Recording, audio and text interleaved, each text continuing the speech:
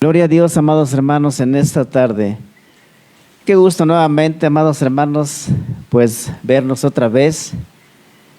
Y pues gloria a Dios, hermanos, que el Señor puso el querer como el hacer en cada uno de nosotros de pues venir el día de hoy a esta reunión.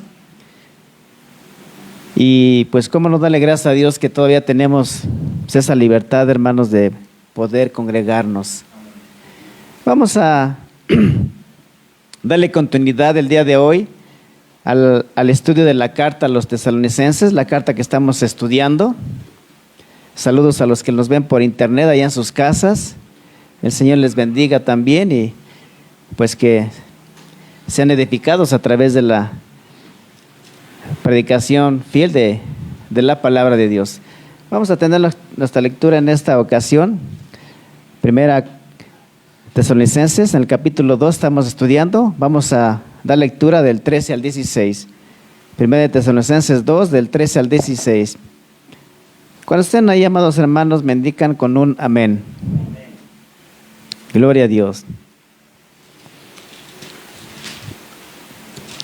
Dice así la carta a los tesalonicenses, en el capítulo 2, versículo 13 en adelante, dice: por lo cual, también nosotros sin cesar damos gracias a Dios, de que cuando recibisteis la palabra de Dios que oísteis de nosotros, la recibisteis no como palabra de hombres, sino según es en verdad la palabra de Dios, la cual actúa en vosotros los creyentes. Porque vosotros, hermanos, vinisteis a ser imitadores de las iglesias de Dios en Cristo Jesús que están en Judea, pues habéis padecido de los de vuestra propia nación las mismas cosas que ellas padecieron de los judíos, los cuales mataron al Señor Jesús y a sus propios profetas, y a nosotros nos expulsaron y no agradan a Dios, se oponen a todos los hombres, impidiéndonos hablar a los gentiles para que éstos se salven. Así colman ellos siempre la medida de sus pecados, pues vino sobre ellos la ira hasta el extremo. Es palabra de Dios, amados hermanos. Vamos a hacer una oración en esta hora para pues que sea el Espíritu de Dios nuevamente obrando en cada uno de nosotros. Sabemos que el Espíritu de Dios es el que ilumina nuestra mente para poder entender pues su palabra y de esa manera podamos abrazarla y posteriormente Él nos dé la capacidad para poder ponerla en práctica. Es la única manera que nuestras vidas pues sean transformadas. Gloria a Dios. Tome su lugar, amados hermanos.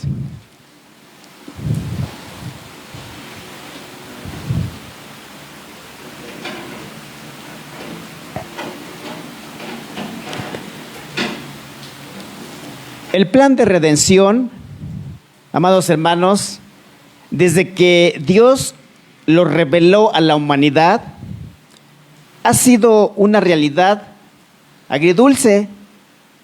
¿Cómo es esto? Rápidamente le leo una cita en Apocalipsis 10, 8, 10. Apocalipsis 10, 8, 10. Este libro lo escribe, recordemos, el apóstol Juan. Dice así, Apocalipsis 10, 8, 10. La voz que oí del cielo habló otra vez conmigo y dijo: ve y toma el librito que está abierto en la mano del ángel que está en pie sobre el mar y sobre la tierra. Y fui al ángel diciéndole que me diese el librito, y él me dijo: toma y cómelo, y te amargará el vientre, pero en tu boca será dulce como la miel. Entonces tomé el librito de la mano del ángel y lo comí, y era dulce en mi boca como la miel, pero cuando lo hube comido amargó mi vientre. Es así como encontramos la dulzura al contemplar la dicha y la gloria de la vida eterna que espera a todos aquellos que aceptan el Evangelio. Pero por el contrario, se encuentra amargura y castigo de condenación eterna a quienes rechazan la palabra de Dios, a quienes rechazan al Señor Jesucristo, a quienes rechazan el Evangelio. A lo largo de la historia, amados hermanos, a lo largo de la historia de la redención, los judíos fueron ejemplo de la segunda realidad que leímos, que acabamos de leer.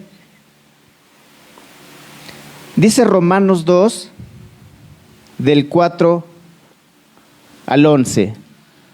Se lo leo. Romanos 2, del 4 al 11. Cita el apóstol Pablo a los romanos. ¿O menospreciáis las riquezas de su benignidad, paciencia y longanimidad, ignorando que su benignidad te guía al arrepentimiento? Pero por tu dureza y por tu corazón no arrepentido, atesoras para ti mismo ira, para el día de la ira y de la revelación del justo juicio de Dios, el cual pagará a cada uno conforme a sus obras. Vida eterna a los que perseverando en bien hacer buscan gloria y honra e inmortalidad, pero ira y enojo a los que son contenciosos y no obedecen a la verdad, sino que obedecen a la injusticia.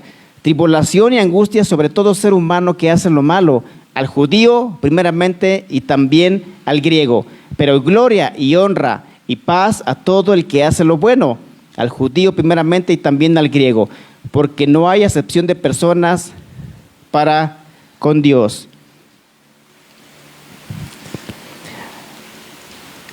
Por otra parte, los tesalonicenses personificaron la primera realidad. Los tesalonicenses, recordemos que ellos creyeron en la verdad de Dios. Y vamos a ver en este tema el contraste precisamente de estos dos pueblos. El tema de hoy, se me olvidó, lo titulé el contraste entre un pueblo que creyó en Dios y otro que no creyó. Vamos a ver en este tema ese contraste. Este contraste es el tema que toca el apóstol Pablo en estos versículos que acabamos de leer. Distingue con agudeza entre un pueblo para alegrarse, que en este caso son los tesalonicenses. Fue una iglesia que creyó en el Evangelio. Y un pueblo para entristecerse, en este caso, los judíos incrédulos. La rebelión de los judíos en contra de Dios llevaron a Pablo a mencionar las razones para lamentarse de los judíos y las razones para alegrarse de los tesalonicenses. Vamos a ver primeramente un pueblo para alegrarse, que son los tesalonicenses. Dice en el capítulo 2, 13, que acabamos de leer. Dice: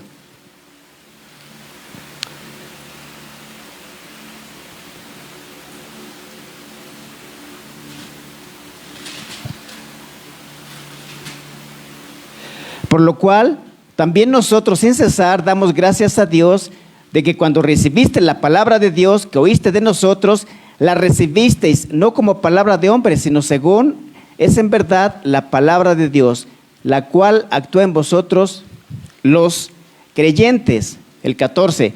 Porque vosotros, hermanos, venisteis a ser imitadores de la iglesia de Dios en Cristo Jesús, que está en Judea, pues habéis padecido de los de vuestra propia nación las mismas cosas que ellos padecieron los judíos. Amados hermanos, Pablo, Silas y Timoteo habían ministrado por un poco de tiempo cuando llegaron, recordemos, allá en Tesalónica. Fue poco el tiempo que estos hombres ministraron en ese lugar y tuvieron éxito en la predicación del Evangelio. porque se convirtieron algunos griegos y algunas mujeres también de alta sociedad. Pero a Pablo, recordemos que a raíz de que Pablo, Silas y Timoteo tuvieron gran éxito en ese lugar, inmediatamente los judíos incrédulos les entró celos del éxito que ellos tenían, de que varias personas estaban convirtiendo, estaban recibiendo el evangelio de Dios. Entonces ellos les entró celos y rápidamente se organizaron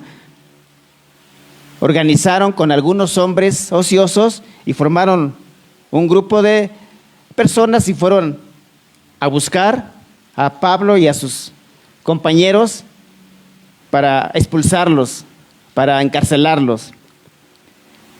Y es la razón por la cual Pablo, Silas huyeron de ese lugar, se fueron de Tesalónica. El apóstol Pablo, recordemos que tenía poco tiempo, hermanos, que él había salido huyendo de ese lugar y él le preocupaba que la fe de los tesalonicenses, una fe pues joven, una fe nueva, porque tenían poco tiempo de haber recibido ese evangelio, el evangelio del Señor Jesucristo. Y a Pablo le preocupaba, hermanos, que pudieran flaquear en su fe, que pudieran ellos pues regresarse a practicar su antigua cultura, pues eran adoradores de dioses, eran idólatras. Recordemos que esa ciudad de Tesalónica, por sus características, era una ciudad donde se practicaba mucha la inmoralidad sexual y tenían muchos dioses, adoraban a muchos dioses. Los griegos así todo el tiempo, así han sido, ellos adoradores de muchos dioses. Y a Pablo le preocupaba precisamente que los tesalonicenses pues regresaran a esas prácticas de inmoralidad sexual en las cuales pues antes practicaban. Y es la razón de que el apóstol Pablo mandó a Timoteo nuevamente a que se regresara a Tesalónica.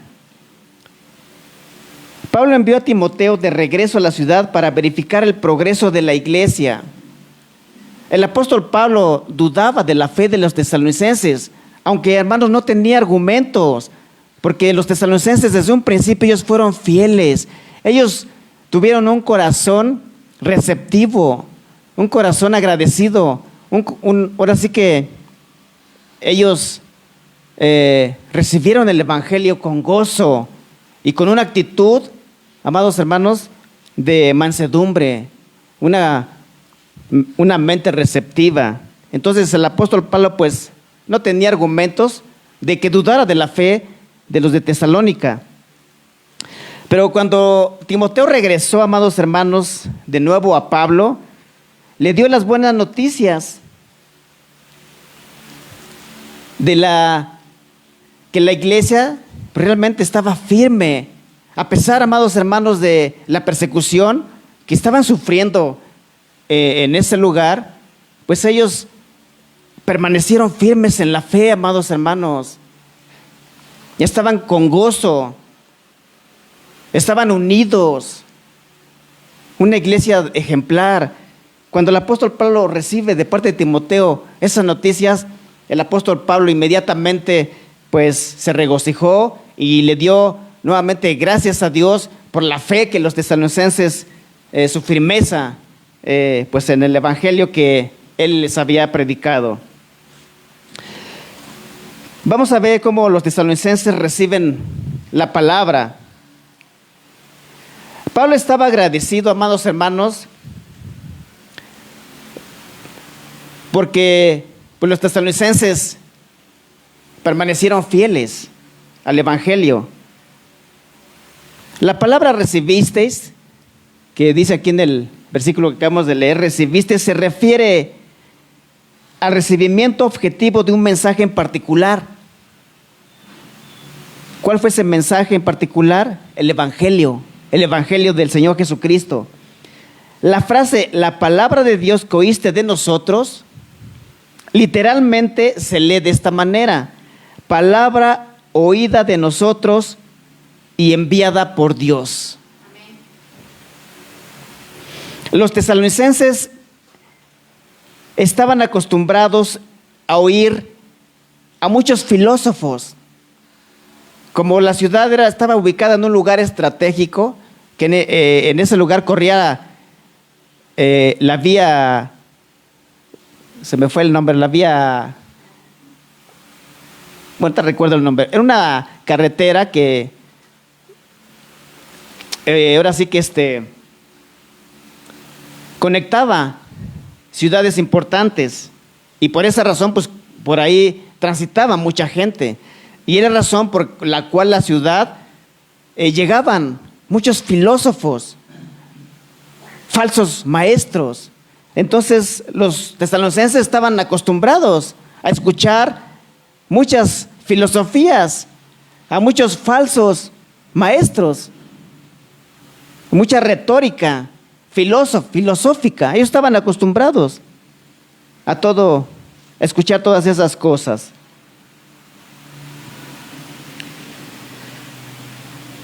Los tesalonicenses estaban acostumbrados a oír filosofías y a oír falsos maestros. Dice, pero en contraste con los demás, en contraste a todas esas falsas doctrinas, esas filosofías de hombres, ellos oyeron la predicación de Pablo y sus compañeros. Y a diferencia de esos mensajes falsos, de esas filosofías huecas, la palabra que llevaron, el mensaje que llevaron Pablo y Silas, fue el mensaje verdadero, amados hermanos. El mensaje de salvación de Dios. Y este mensaje causó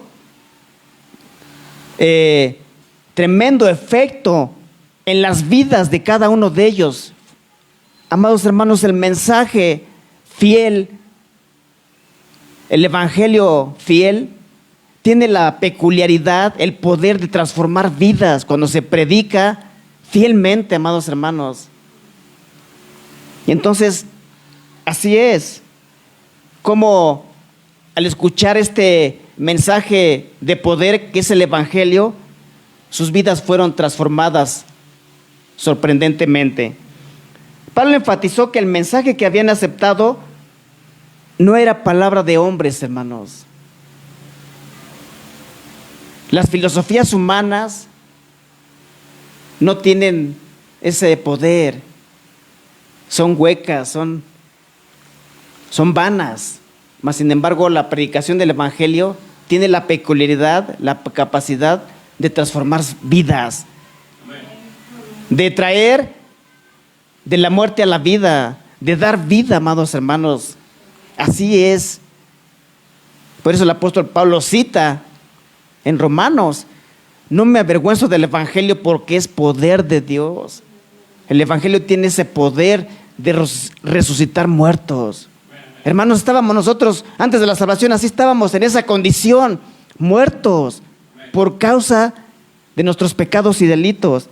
Y cuando alguien nos predicó el evangelio, sucedió un milagro. ¿Cuál fue ese milagro, amados hermanos?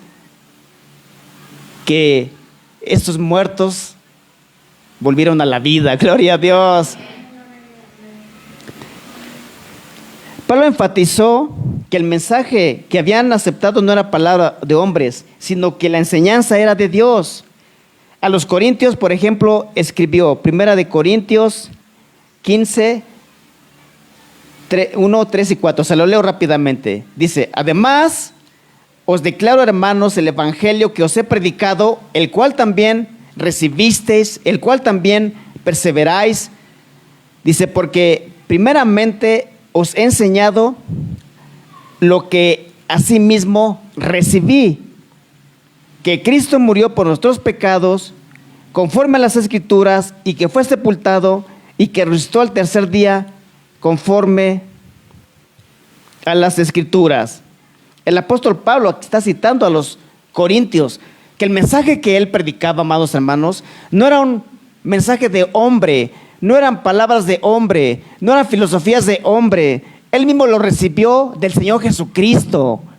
Entonces él lo que predicaba era palabra divina, era de Dios. A diferencia de la palabra de hombres, la palabra de Dios no es vacía, no es inerte, ni impotente tampoco, hermanos. El verbo traducido como actúa quiere decir obrar con eficacia, con eficiencia y productividad. Eso significa la palabra que actúa. Le repito, actúa quiere decir obrar con eficacia, con eficiencia y productividad en el nivel sobrenatural. La palabra es divina, es sobrenatural, amados hermanos. ¿Por qué? Porque viene de un ser sobrenatural que es Dios. La palabra de Dios siempre actúa llevando a cabo su propósito en las vidas de los creyentes. Isaías, se lo leo, aquí ya lo tengo apuntado para no entretenernos. Isaías 55:11 cita: así será mi palabra que sale de mi boca, no volverá vacía, sino que hará lo que yo quiero y será prosperada en aquello para que la envíe. Eso cita el profeta Isaías. Las Escrituras obran en el creyente en varias formas, hermanos. Fíjese. Primeramente, los salva, los santifica, los madura, los libera, los perfecciona, los aconseja, los edifica y nos da esperanza. Gloria a Dios.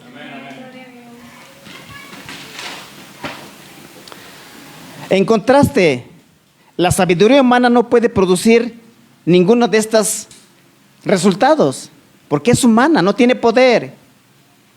Los tesalonicenses progresaron espiritualmente porque creyeron para salvación en el mensaje de la cruz, y en consecuencia tal mensaje afectó poderosamente en sus vidas. Como lo hizo, yo creo que en usted y en mí, amados hermanos.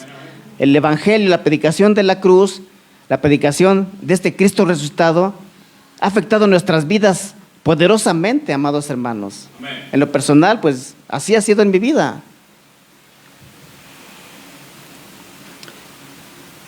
Dice Colosenses 1:6, se lo leo, Colosenses 1:6, el apóstol Pablo a los colosenses, dice, que ha llegado hasta vosotros y así como todo el mundo, y lleva fruto y crece, y también en vosotros desde el día en que oísteis y conocisteis la gracia de Dios.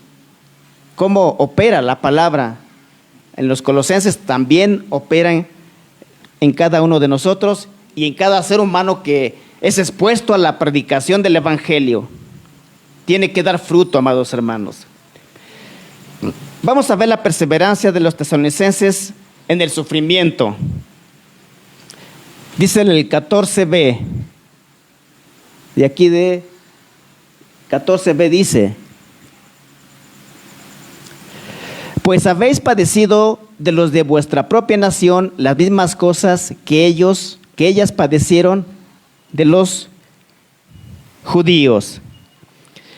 Después de la lapidación de Esteban, recordemos, eso está en el libro de Hechos, después de la lapidación de Esteban, los cristianos de Judea sufrieron un periodo de persecución liderado por Saulo de Tarso.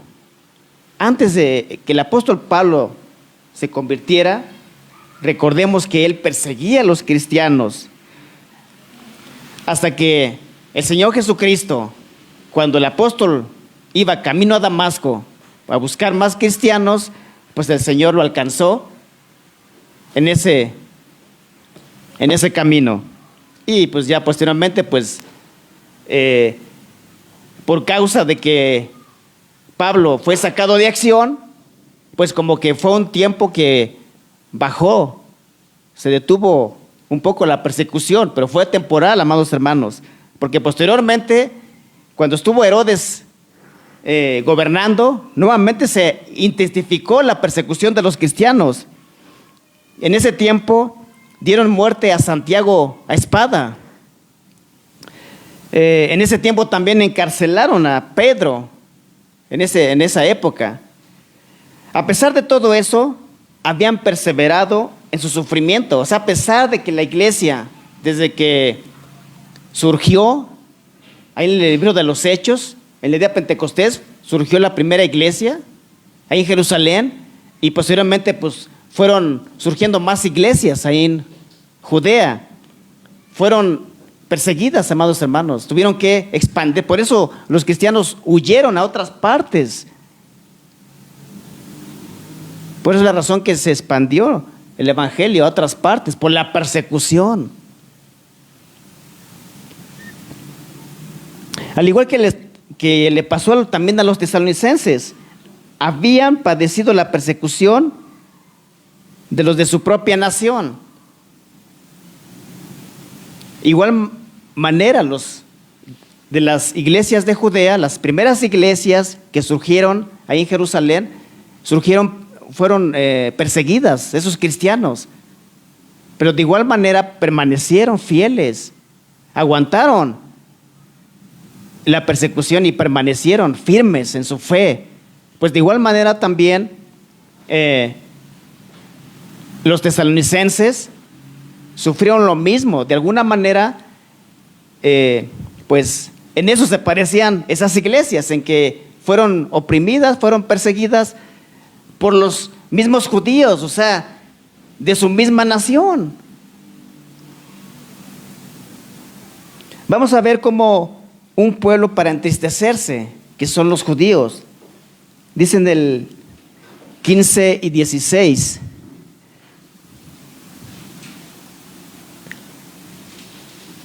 Los cuales mataron al Señor Jesús y a sus propios profetas, y a nosotros nos expulsaron. Dice, y no agradan a Dios, y se oponen a todos los hombres, impidiéndoles hablar a los gentiles para que éstos se salven. Así colman ellos siempre la medida de sus pecados, pues vino sobre ellos la ira de Dios en extremo. Los judíos incrédulos, hermanos, eran pues enemigos de los cristianos. Eran enemigos de los cristianos. El libro de Hechos relata varios ejemplos de la hostilidad de los judíos. Si leemos el libro de Hechos, ahí vamos a ver cómo desde que surge la iglesia ahí en Jerusalén, en el día de Pentecostés, pues empezó la persecución, hermanos, de los cristianos. Vamos a ver nada más una cita para no entretenernos. Vamos a ver Hechos 14 del 1 al 7. Hechos 14 del 1 al 7. Dice así: aconteció en Iconio que entraron juntos en la sinagoga de los judíos y hablaron de tal manera que creyó una gran multitud de judíos y asimismo griegos. Mas los judíos no creían, excitaron y corrompieron los ánimos de los gentiles contra los hermanos. Por tanto, se detuvieron ahí mucho tiempo, hablando con denuedo, confiados en el Señor, el cual daba testimonio a la palabra de su gracia, concediendo que se hiciesen por las manos de ellos señales y prodigios. Y la gente de la ciudad estaba dividida. Unos estaban con los judíos y otros con los apóstoles. Pero cuando los judíos y los gentiles juntamente con sus gobernantes se lanzaron a enfrentarlos y a apedrearlos, y habiéndolos sabido, huyeron a Listra y a Derbe, ciudades de Liconia, y a toda la región circunvecina, y ahí predicaban el evangelio. Vemos cómo en estos versículos cómo fueron perseguidos, apedreados. Y todo el libro de Hechos vamos a encontrar evidencias de cómo los judíos, los de su propio pueblo, eran los que persiguieron a los cristianos, eran enemigos del evangelio.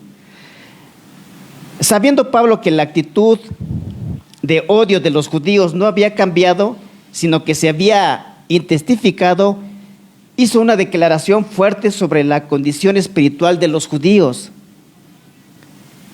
Su declaración consta de 3 razones, por las cuales ellos son un pueblo para entristecerse. O sea, los judíos son un pueblo para entristecerse.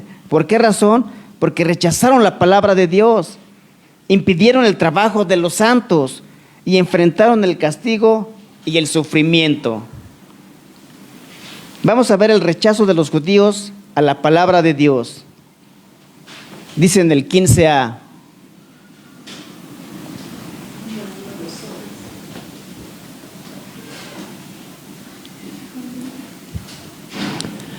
los cuales mataron al Señor Jesús y a sus propios profetas, y a nosotros nos expulsaron. En contraste claro de los tesalonicenses, que ellos, en cuanto escucharon el mensaje del evangelio, ellos creyeron, hermanos, creyeron y demostraron amar al evangelio y a sus mensajeros. Ve como el contraste de los tesalonicenses, que creyeron al mensaje del evangelio, a diferencia de los judíos incrédulos, que ellos no creyeron el evangelio. Hechos 2, 22, 23. Vamos rápidamente.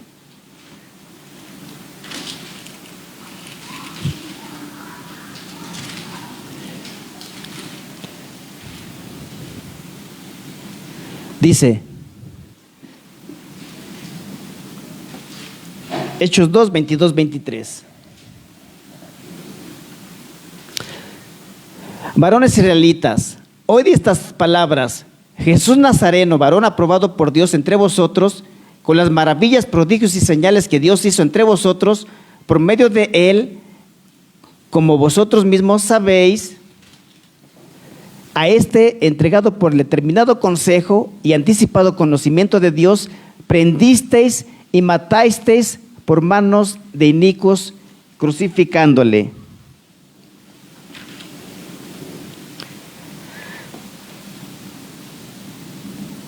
¿Cómo vemos ahí en este pasaje? Que los mismos judíos fueron los que persiguieron a los apóstoles, persiguieron a los profetas. Los profetas del Antiguo Testamento entregaron las palabras de Dios a su pueblo y ellos también los mataron. Una cita rápidamente, Jeremías, se la leo. Jeremías 26, 23 dice: los cuales sacaron a Urías de Egipto y lo trajeron al rey Joacim, el cual lo mató a espada y echó su cuerpo en los sepulcros del vulgo.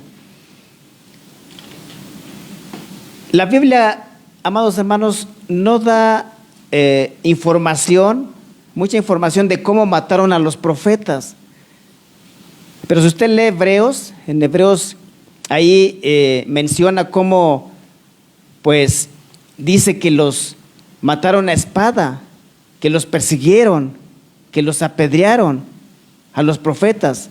Entonces, la misma Biblia fundamenta cómo los mismos judíos, usted lea los evangelios, y los mismos judíos llevaron preso al Señor Jesucristo injustamente, lo llevaron ante Pilatos, le hicieron un juicio sin pruebas, presentaron pruebas falsas, testigos falsos, y ellos mismos, recuerde que Pilatos dijo: yo no hallo en este hombre culpable.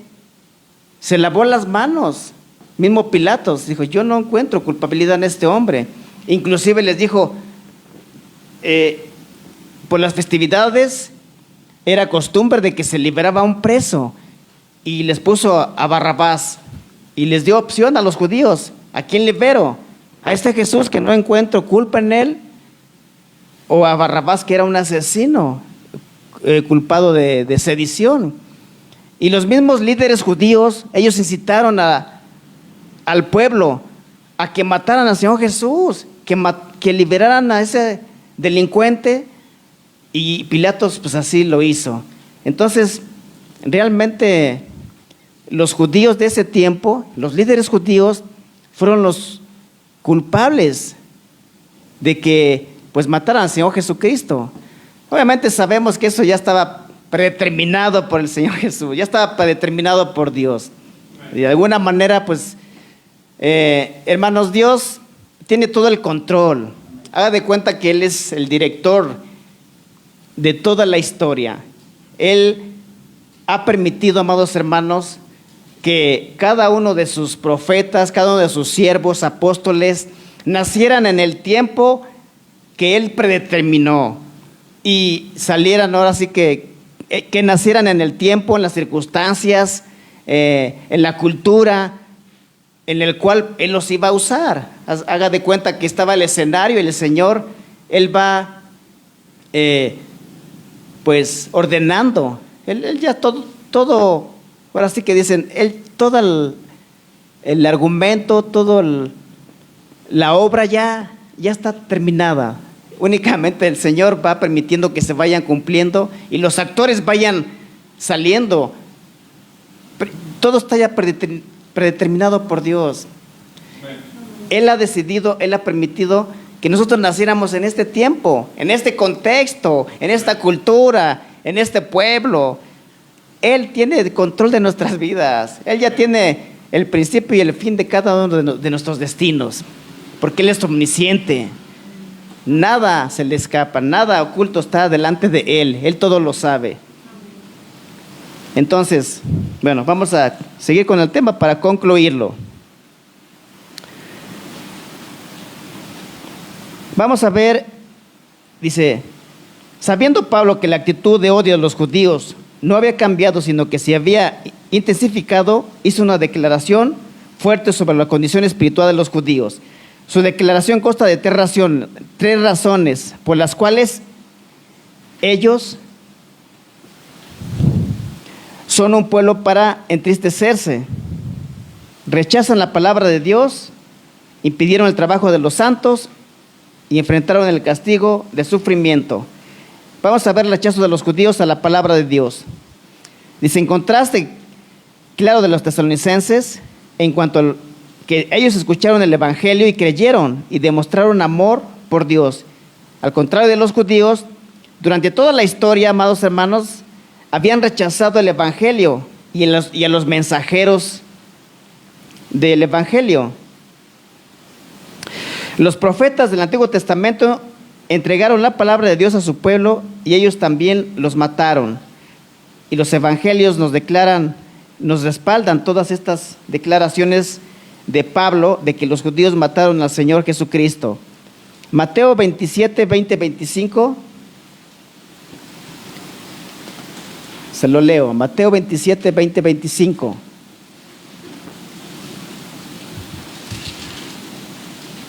Dice así. Pero los principales sacerdotes y los ancianos persuadieron a la multitud que pidiese a Barrabás y que Jesús fuese muerto. Y respondiendo el gobernador les dijo, ¿a cuál de los dos quieres que os suelte? Y ellos dijeron, a Barrabás. Pilato les dijo, ¿qué pues haré de Jesús llamado el Cristo? Todos los dijeron, sea crucificado. Y el gobernador les dijo, pues qué mal ha hecho. Pero ellos gritaron aún más diciendo, sea crucificado. Y realmente fue crucificado, lo que les estaba yo compartiendo. El rechazo arraigado de los judíos hacia cualquiera de los que llevaran la palabra del evangelio se extendió a Pablo y a sus compañeros también, y a todos los apóstoles del Nuevo Testamento. Por eso escribió Pablo que los judíos los expulsaron de Tesalónica. El verbo traducido expulsaron se refiere a la cacería tras un animal con la intención de matarlo. Eso es lo que significa, lo que se refiere a la palabra expulsaron. Realmente los expulsaron de Tesalónica, a Pablo y a sus compañeros. Le repito, se refiere ir de cacería tras un animal con la intención de matarlo. Tal rechazo obstinado de parte de los judíos hacía la palabra de Dios entristecer profundamente a Pablo. Eso le entristeció profundamente al apóstol Pablo, el ver que sus mismos compatriotas eran los enemigos del evangelio, eran los que perseguían a todo aquel hombre que predicaba el evangelio de la salvación. Ellos eran enemigos de todos esos hombres. Entonces el apóstol Pablo eso le entristecía bastante. Mientras los tesalonicenses honraban a los mensajeros de Dios, los judíos impedían la labor de todos los predicadores del evangelio, intentando evitar que expusieran el mensaje de salvación. Al igual que el inconverso Saulo de Tarso. Ya lo comentamos, cuando el apóstol Pablo era inconverso, él persiguiendo a los cristianos, él creía que estaba agradando a Dios, él creía que estaba obedeciendo a Dios, pero no era así, amados hermanos. Sin embargo, Pablo dijo que no agradaban a Dios. Esos judíos incrédulos que perseguían a los que predicaban el evangelio no agradaban a Dios. Los judíos no solo desagradaban a Dios, también se oponían a todos los hombres.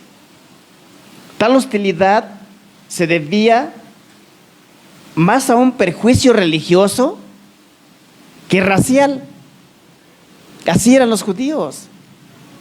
Ellos odiaban toda religión, hermanos, menos la suya. O sea, odiaban todo tipo de religión que fuera en contra de la suya.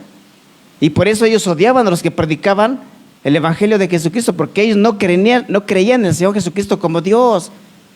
Entonces así eran los judíos, odiaban todo tipo de religión, pero menos la suya.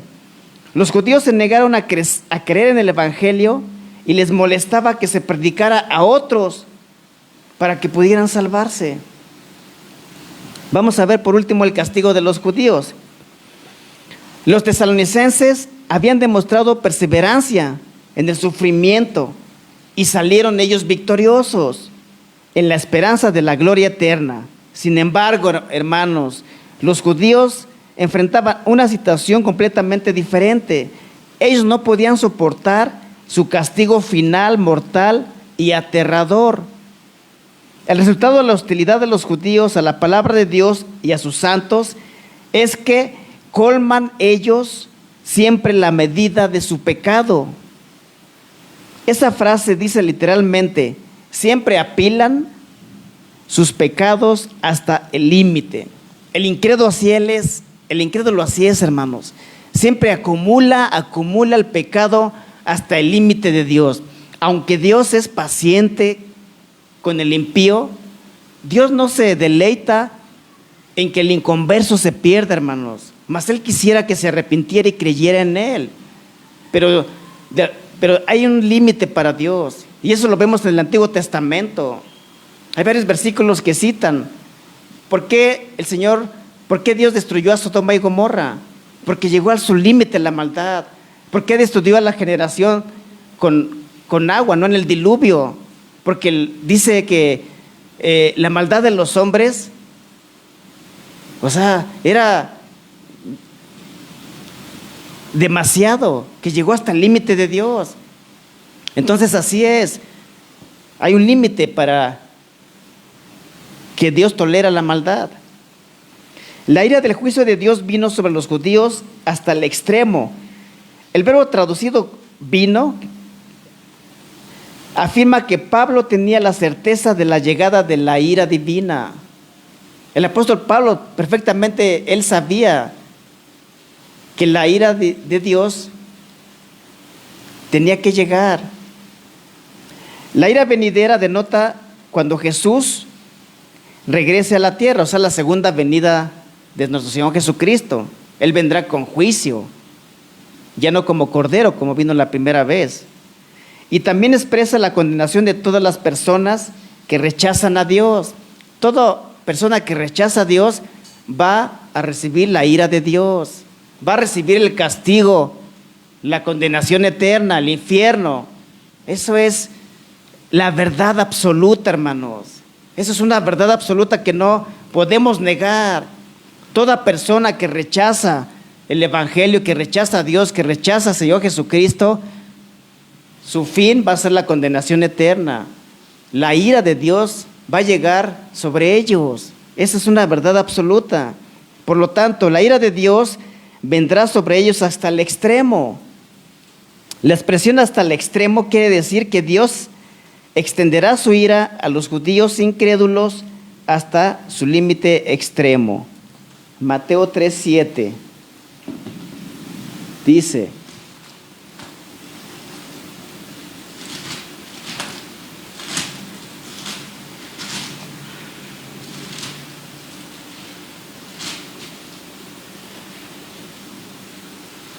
al ver que muchos de los fariseos, de los saduceos venían a su bautismo, les decía: generación de víboras, ¿quién os enseñó a huir de la ira venidera?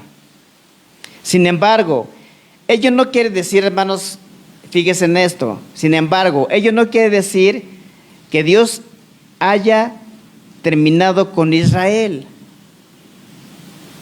Vamos rápidamente a Romanos 11, 26, 27.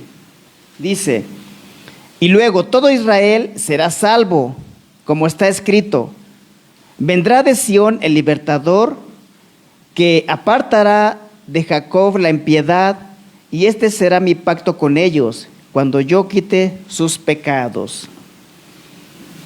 No todos los judíos, amados hermanos, serán condenados. Hay un remanente. Hay judíos, muchos judíos que también creyeron. Y recuerde que los judíos fueron su pueblo elegido de Dios. Hermanos, a ellos les dio la ley, les dio los pactos. Pero si usted lee todo el Antiguo Testamento, ellos le fueron infiel. Una y otra vez se volvían a los ídolos, se volvían a los dioses. Y por eso Dios levantaba a los profetas. Los profetas iban con un mensaje divino de parte de Dios. Y regularmente ese mensaje era: arrepiéntanse de su idolatría, vuelvan a mí. Y les daba la advertencia: si no vuelven a mí, si no dejan de adorar a sus dioses y adoran al Dios verdadero, les vendrá calamidad. Y por eso es la razón que una y otra vez levantó naciones contra los judíos, los israelitas, y fueron oprimidos una y otra vez: los babilónicos, los persas, los romanos. El Antiguo Testamento, ahí está la historia del pueblo de Israel. Entonces, sin embargo, ello no quiere decir que Dios haya terminado con Israel. Hoy, como en los días de Pablo, la elección entre la bendición y la maldición de Dios sigue existiendo, sigue vigente. Quienes creen y obedecen la palabra de Dios tendrán vida eterna. Eso es claro en la Biblia. Y es una buena razón para alegrarse con todos aquellos que han creído, amados hermanos. Estamos aquí, amados hermanos, y hemos creído en el Evangelio, pues estamos aquí, nos reunimos para alegrarnos, para gozarnos, para darle gloria a Dios. Pero fíjese, quienes rechazan la palabra y obstaculizan a quienes la predican, sufrirán la condenación eterna, que es una buena razón para entristecerse con ellos. Qué tragedia, hermanos. Qué tragedia es para todas aquellas personas que rechazan el Evangelio, que rechazan al Señor Jesucristo. Y es una razón para estar tristes, hermanos. Pero gloria a Dios que usted y yo hemos creído en ese Evangelio del Señor Jesucristo, y es buena razón para estar con gozo, para estar contentos, para estar alegres. Gloria a Dios. Póngase de pie, vamos a hacer una oración. para que sea Dios, amados hermanos, fortaleciendo nuestra fe, para que sea, Señor, obrando en nuestros corazones. Y este estudio que pues en esta noche estudiamos aquí en la carta a los tesalonicenses, para que podamos pues pedirle a Dios que siga fortaleciendo nuestra fe, amados hermanos, que siga fortaleciendo nuestra fe, y también pues pedirle a Dios por nuestros parientes, nuestros seres queridos, nuestros hijos, que el Señor tenga misericordia de cada uno de ellos, porque la enseñanza es clara. Todo aquel que rechaza a Cristo, todo aquel que rechaza el Evangelio, pues recibirá condenación. Oremos en esta noche. Padre eterno, Padre celestial, Padre bendito, en esta noche, Señor, estamos aquí reunidos delante de ti para darte gracias, Señor. Gracias por tu bendita palabra, Señor, que nos dejaste escrita aquí en la Biblia, porque a través de ir a ella y meditar en ella, Señor, nuestra fe es fortalecida y utilizas tu palabra para perfeccionarnos cada día, para santificarnos. Te pedimos sea tu Espíritu Santo obrando en cada uno de nosotros, y que este mensaje, Señor, lo abracemos en nuestro corazón, y tu Espíritu Santo nos dé esa capacidad, ese poder para poder ponerlo en práctica en nuestras vidas, Señor, para que nuestras vidas sean bendecidas y transformadas. Te lo pedimos, Señor, todo esto en el nombre de Jesús. Amén, amén y amén.